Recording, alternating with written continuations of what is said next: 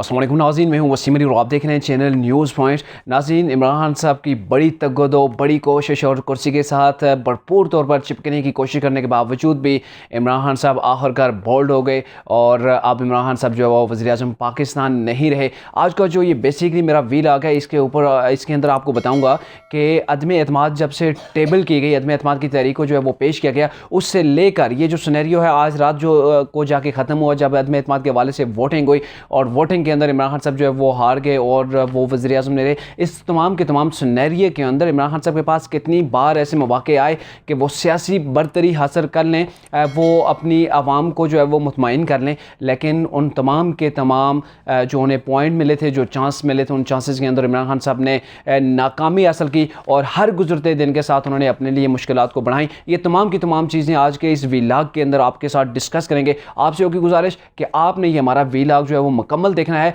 कोशिश होगी इस व्लॉग को कम से कम वक्त के अंदर जो है वो ख़त्म किया जाए।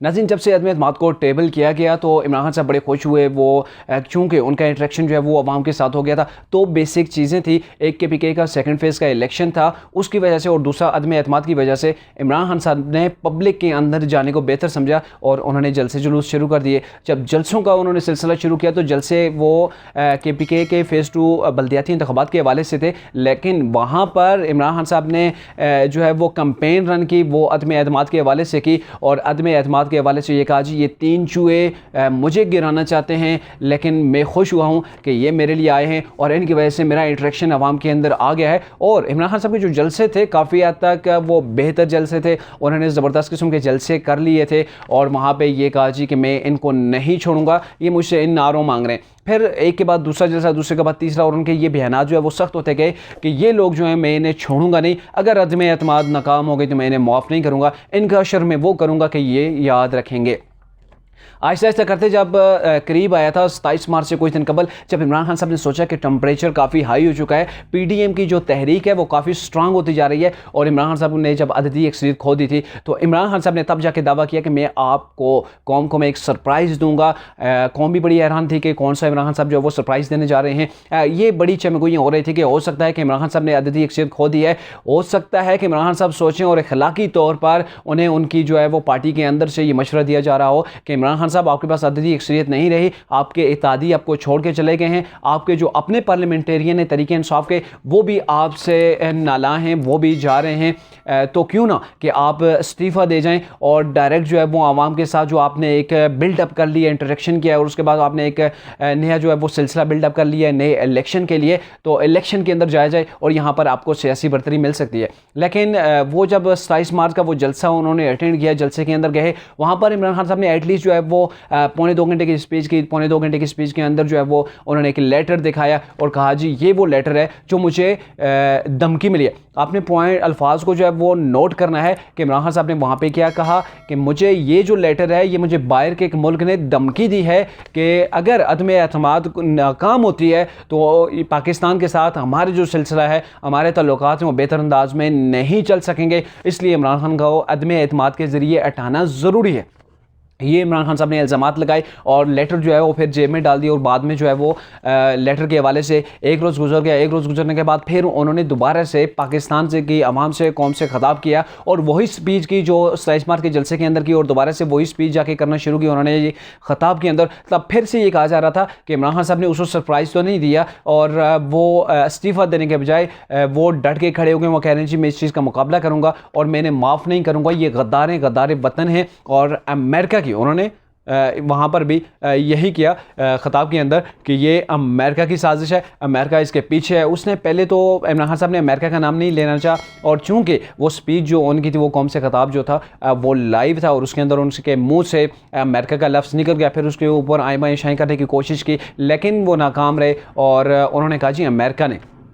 ये लेटर भेजा है और ये वो लेटर है कि इसके अंदर वो बड़ी धमकी है कि इमरान खान साहब के साथ हमारे ताल्लुकात अच्छे नहीं है, इमरान खान साहब को जो है वो जाना चाहिए, वरना अदम एतमाद अगर नाकाम होती है तो पाकिस्तान के साथ जो है वो हमारे ताल्लुकात अच्छे नहीं रह सकते। ये वो सारी बातें थी जो उन्होंने पहले की थी, 27 मार्च के जलसे में की थी और फिर इधर की। और उसके बाद इमरान खान साहब ने ये लोग तो ये समझ रहे थे हो सकता है कि आज इस्तीफ़ा देकर सियासी बरतरी हासिल कर लेंगे, चूँकि अवाम उस वक्त अवाम का एक मोमेंटम बन चुका था। इमरान खान साहब के जलसों के, इमरान खान साहब के जलसे कामयाब होते जा रहे थे और इमरान खान साहब अगर उस वक्त इस्तीफ़ा देते तो इमरान खान साहब के लिए जो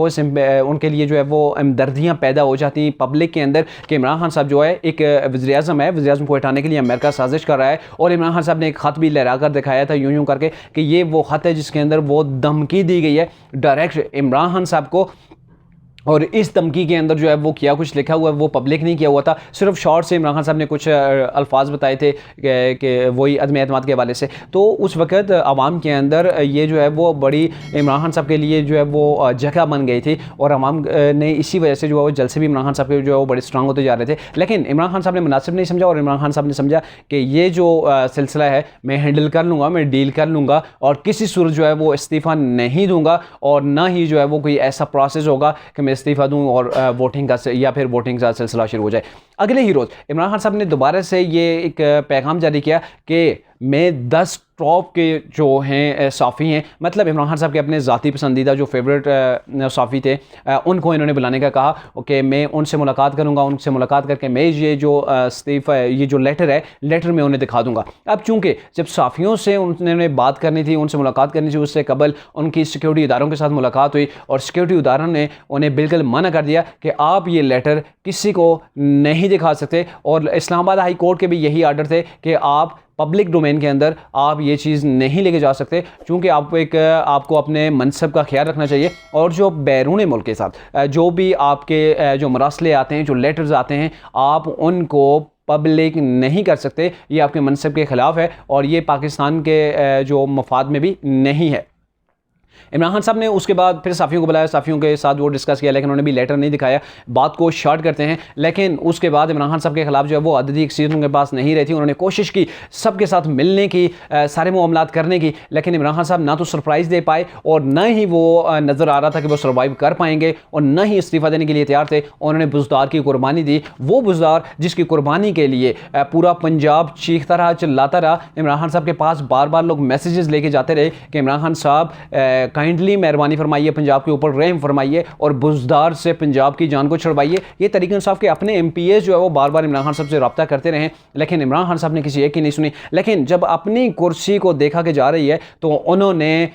इनारो दिया जी काफ लीग को, और काफ लीग के जो चौधरी परवेज़ लाई हैं जिनके पास 4 सीटें थी, 4 सीट वाले को उन्होंने वज़ीर आला पंजाब मुंतखब करने का वादा किया और फिर उनको अपने साथ मिला लिया और यूँ इमरान खान साहब झुक गए अपनी कुर्सी के लिए और वहाँ पर भी उनके वोट जो है वो डाउन हुए हैं। पब्लिक के अंदर, पब्लिक डोमेन के अंदर यही बात हो रही थी कि इमरान खान साहब जो झुकने वाला नहीं है वो कैसे 4 कुर्सी वाले परवेज़ ज़िलाई के अंदर के आगे, जिसे ये माजी में डाकू कहा करते थे, उसके आगे कैसे इमरान खान झुक गए सिर्फ अपनी कुर्सी के लिए। तो वहाँ पर भी इमरान खान साहब ने वो मेयार नहीं दिखाया, वो इखलाकी चीज़ नहीं दिखाई जो उन्हें दिखाना चाहिए थी और उन्हें डायरेक्टली जो है ये कुछ करने के बजाय अगर वो इस्तीफ़ा दे देते तो उनके लिए ज़्यादा बेहतर था, या फिर डायरेक्टली कह देते जी अदम एतमाद पे आओ वोटिंग करें। अगर आपके पास अददी एक्सरियत है, जैसे इमरान खान साहब पहले कहते थे कि अगर अददी एक्सरियत मैं खो दूंगा तो मैं अपोजिशन के अंदर बैठने को तरजीह दूंगा बजाय कि मैं ब्लैकमेल होने के। और यहाँ इमरान खान साहब ने अददी एक्सरियत खो देने के बावजूद भी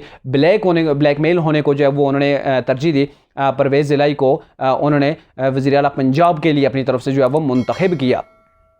अच्छा, फिर इमरान खान साहब ने वो लेटर साफ़ियों को भी नहीं दिखाया, फिर वो लेटर चला गया जी, उन्होंने सिक्योरिटी एजेंसीज़ को भी दिखाया कि इसकी तहकीकात होनी चाहिए। उसकी तहकीकात के हवाले से जो है वो सुप्रीम कोर्ट के अंदर इन्होंने एक आर्टिकल 63 के हवाले से एक पिटीशन भी दायर की कि इसके अंदर हमें तशरीह बताई जाए कि ये जो हमारे पार्लियामेंटरी ने मुनर्रफ हो रहे हैं उनके हवाले से बताया गया, और सॉरी लेटर के हवाले से सिक्योरिटी एजेंसीज़ के हवाले किया गया कि आप इसकी तहकीकात करें कि इसका किया जो है वो पाकिस्तान के ख़िलाफ़ जो है वो इसके ये जो सारा सिनेरियो था, ये जो अदम एतमाद के हवाले से था, क्या इसका बैरूनी कोई हाथ है या नहीं। और दूसरी तरफ जो इनके इनराफ़ करने वाले जो इमरान खान साहब से इख्तलाफ करते थे, उनके अपने MNA थे, उनकी तादाद तकरीबन 22 के करीब थी, 22 से 24 के करीब थी, उनके खिलाफ पिटीशन दायर कर दी गई थी। क्या आर्टिकल 6 के तहत इनके खिलाफ कार्रवाई हो सकती है या नहीं, जिसका अभी तक जो है वो कोई इसका फ़ैसला नहीं आया। तो उसके बाद इमरान खान साहब जो है वो उन्होंने फिर से भी कोई इस्तीफ़ा नहीं दिया, बल्कि बुज़दार का इस्तीफ़ा देकर बुज़दार के इस्तीफ़े के पीछे अपने आप को बचाने की जो है वो भरपूर कोशिशें करते रहे।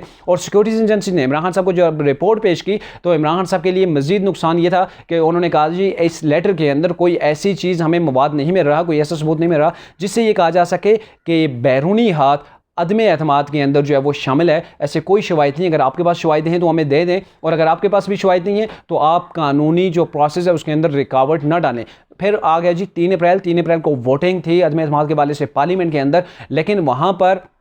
सिर्फ कुछ मिनट तक जो है वो इजलास जो है वो जारी रहा। फिर उसके बाद इमरान खान साहब ने स्पीकर से गलत रूलिंग, गैर आइनी रूलिंग जो है वो जारी करवा कर अदम एतमाद की तहरीक को मुस्तरद करवा दिया, और विदिन 15 मिनट इन्होंने लेटर लिख दिया प्रेसिडेंट को, सदर आरिफ ओलवी को, उन्होंने उसके ऊपर सिग्नेचर किए और तमाम और असम्बलियों को जो है वो इमरान खान साहब के कहने के ऊपर, इमरान खान साहब की एडवाइस के ऊपर तहलील कर दिया गया। जबकि अटॉर्नी जनरल ऑफ पाकिस्तान ने ये सुप्रीम कोर्ट के अंदर ये बात कही थी, उन्होंने यकीन दहानी करवाई थी कि वोटिंग हर सूरत होगी और वोटिंग के बाद नए कायदे ऐवान के लिए भी जो है वोटिंग होगी और इस वोटिंग के प्रोसेस को कोई रोक नहीं सकता। लेकिन इमरान खान साहब ने अटॉर्नी जनरल ऑफ पाकिस्तान की नहीं सुनी। सुप्रीम कोर्ट ने हुक्म दिया था कि वोटिंग को हर सूरत 3 अप्रैल जो फाइनल डेट थी उसके अंदर आपने मस्ट करना है, लेकिन वहाँ पर भी वोटिंग को नहीं करवाया गया और एक गैर आइनी रूलिंग पेश करके, जो कि पाकिस्तान की तारीख के अंदर पहली बार ऐसा हुआ था कि गैर आइनी रूलिंग दी गई और गैर आइनी रूलिंग के बाद जो है वो असम्बलियों को तहलील कर दिया गया।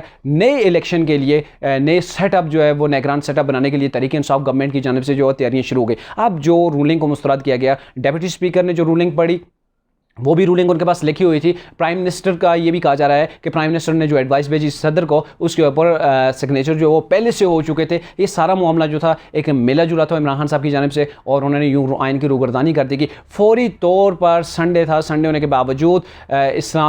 सुप्रीम कोर्ट के जजेस जो है वो सुप्रीम कोर्ट के अंदर पहुँच गए और वहाँ पर उन्होंने आज खुद नोटिस लिया। आज खुद नोटिस लेने के बाद 5 दिन रेगुलर 5 जजेस ने वो इस केस के ऊपर सुनवाई की। तहरीक इंसाफ की जानिब से भी दलाइल दिए गए, इस लेटर के मंदरजात को भी वहाँ पेश किया गया। लेटर के बाद जो सिक्योरिटी एजेंसीज की ने रिपोर्ट दी थी उसके बारे में बात हुई और फिर नेशनल सिक्योरिटी का इजलास जो हुआ था उसके जो मिनट्स थे वो भी प्रोवाइड किए गए चीफ जस्टिस को। ये सारी चीज़ें होने के बाद सुप्रीम कोर्ट इस नतीजे के ऊपर पहुंची कि सुप्रीम कोर्ट के 5 जजों ने मुतफ़िका तौर पर यह फैसला किया कि इमरान खान साहब की गवर्नमेंट ने जो इकदाम किए हैं 3 अप्रैल को वो गैर आइनी, गैर जमहूरी थे, उन्हें कलादम करार दे दिया गया। और ये फैसला किया गया कि 9 अप्रैल को सुबह 10:30 पर कायदे ऐवान जो इमरान खान साहब हैं उनके खिलाफ जो अदम एतमाद पेश टेबल हुई थी उसके ऊपर वोटिंग होगी। वोटिंग होने के नतीजे में अगर अदम एतमाद कामयाब होती है तो उसी रोज़ नए कायदे ऐवान का इंतखाब किया जाएगा। तो ये प्रोसेस चलना चाहिए और इसको डीरेल नहीं करना चाहिए। और इसके बाद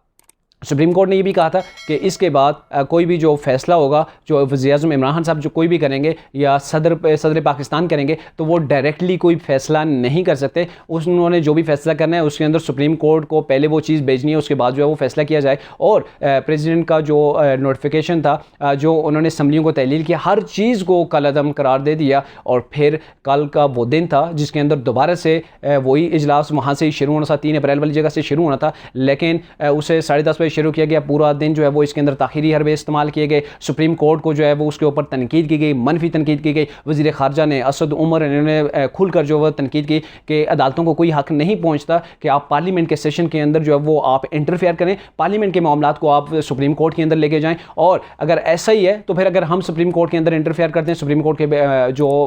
उनके फैसले हैं, तो ये चीज़ रवायत अच्छी नहीं होगी और पाकिस्तान के अंदर एक आवाज़ जो पैदा होगी वह तसादुम की होगी। गोया कि उन्होंने 5 जजों के ऊपर बड़ी तनकीद की और बड़ी कड़ी तनकीद की और ये तनकीद सिर्फ पार्लियामेंट के अंदर ही तक महदूद नहीं बल्कि सोशल मीडिया के ऊपर तहरीक इंसाफ के जो वर्कर्स थे उन्होंने इसके ऊपर ट्रेंड भी चलाए और अदलिया को जो है वो उनके खिलाफ मनफी प्रोपेगेंडे भी किया गया। अब कल के दिन में अपोजिशन के जितने भी रहनुमा थे वो अपनी स्पीच जब करते वो यही कहते कि हमें कोई सरोकार नहीं कि आप क्या कहना चाहते हैं, आप लंबी लंबी तकरीरें करके टाइम वेस्ट करें। स्पीकर साहब आपको चाहिए कि आप सुप्रीम कोर्ट के हुक्म की उदूरी न करें और फौरी तौर पर वोटिंग कराएं, चूँकि आज का इजलास वोटिंग से ही शुरू होना था। लेकिन स्पीकर साहब भी परेशान थे चूँकि बनीगाला से उन्हें आर्डर कुछ और आ रहे थे प्राइम मिनिस्टर की जानब से कि आपने इस चीज़ को डिले करना है, आपने इस चीज़ को लटकाना है ताकि मैं अभी कुछ नया प्लान कर लूँ। चूँकि इमरान खान साहब इस्तीफ़ा देने के लिए या फिर वोटिंग कराने के लिए जो है वो एग्री नहीं थे और अगर वोटिंग नहीं होती थी तो यहाँ पर सुप्रीम कोर्ट की जो है वो तौहीन हो रही थी। और ये सारे प्रोसेस के अंदर स्पीकर जो है वो परेशान थे, कभी डेप्यूटी स्पीकर जो है वो चेयर करते, कभी स्पीकर करते, तो ये चीज़ें जो है वो पार्लियामेंट के अंदर यही जारी रहीं। फिर स्पीकर कौमी असम्बली जो है वो कभी इमरान खान साहब प्राइम मिनिस्टर के हाउस जाते, कभी वहाँ से वापस आते। तो फिर इमरान खान साहब ने रात 9 बजे उन्होंने अपना एक काबीना का वफाकी काबीना का इजलास बुला लिया। वहाँ पर उन्होंने ये सारी मुशावरत की और मुशावरत के नतीजे में उन्होंने यही कहा जी मैं अब भी किसी चीज़ पर जो है वो कंप्रोमाइज़ नहीं करूँगा, मैं नहीं इस्तीफ़ा दूंगा, नहीं झुकूंगा, मैं आखिरी बाल तक लड़ूंगा। ये इमरान खान साहब का फैसला था। लेकिन उससे पहले ये कहा जा रहा था कि दो अहम मुल्की शख्सियत की मुलाकात हुई इमरान खान साहब से। उन्होंने इमरान खान साहब को कहा है कि आप अददी अक्सरियत खो चुके हैं, आप पार्लियामेंट में नहीं जा रहे, आप वोटिंग के अंदर जो है वो रुकावट बन रहे हैं। तो ये एक आइनी बहरान पाकिस्तान के अंदर ऑलरेडी आप क्रिएट कर चुके हैं। मज़ीद इस चीज़ को मत लटकाइए और जो आपके पास आइनी इकदाम है वो कीजिए, आप इस्तीफ़ा दीजिए या फिर वोटिंग करवाइए। इमरान खान साहब ने कहा जी मैं जो ये अभी न्यूज़ चल रही थी कि ये एक चीज़ है कि अगर आप मुझे गारंटी देते हैं कि मैं गवर्नमेंट को ख़त्म कर दूंगा, मैं गवर्नमेंट से चला जाऊंगा, लेकिन अगर आप मुझे गारंटी दें कि मेरे ख़िलाफ़ जो है वो मुकदमात ना बने, मेरे ख़िलाफ़ नैब को एक्टिव ना किया जाए, जैसा कि इमरान खान साहब ने खुद अपनी गवर्नमेंट बनने के बाद नैब को कैसे एक्टिव किया था